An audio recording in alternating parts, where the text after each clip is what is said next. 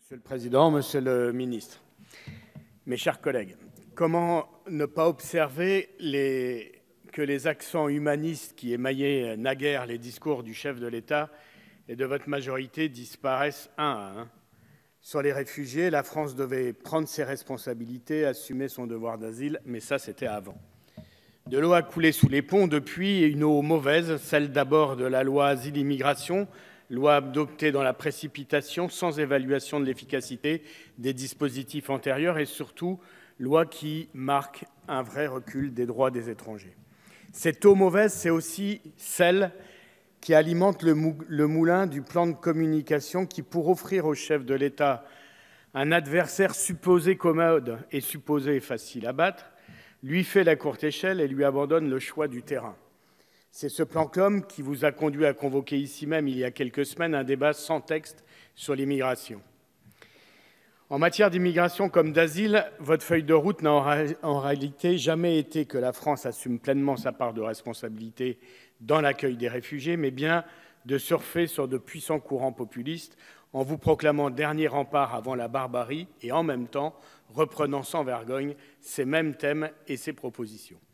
L'humanisme a donc disparu, il ne reste que dans vos propositions que la prothèse statistique de votre vision de l'immigration, tout en gestion de stock, tout en contrôle des flux.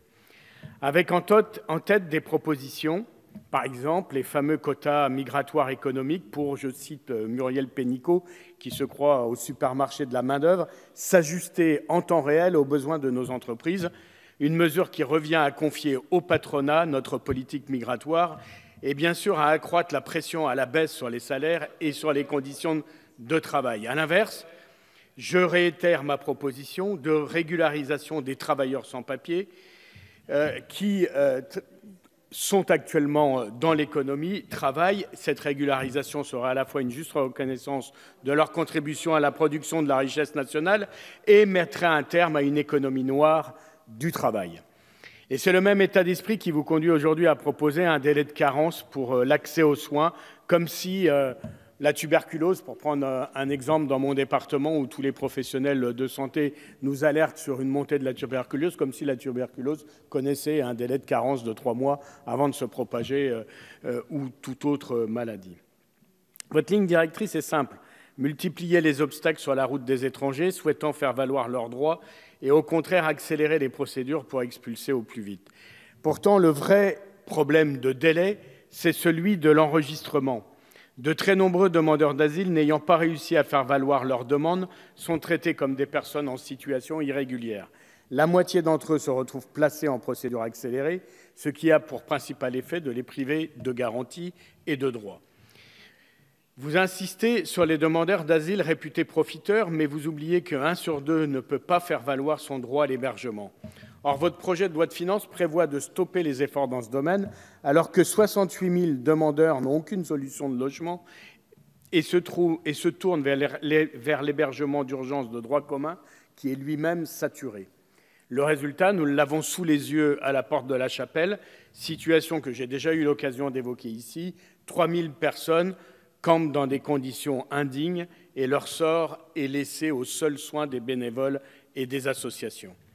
Mes chers collègues, une vingtaine d'associations, dont la CIMAD, Médecins du Monde et Amnesty International, ont dénoncé la politique punitive du gouvernement envers les étrangers dans un courrier adressé au ministre de l'Intérieur. Elles dénoncent la politique du tout enfermement, invitent à mettre un terme aux pratiques illégales de l'administration et à proscrire tout enfermement d'enfants en rétention.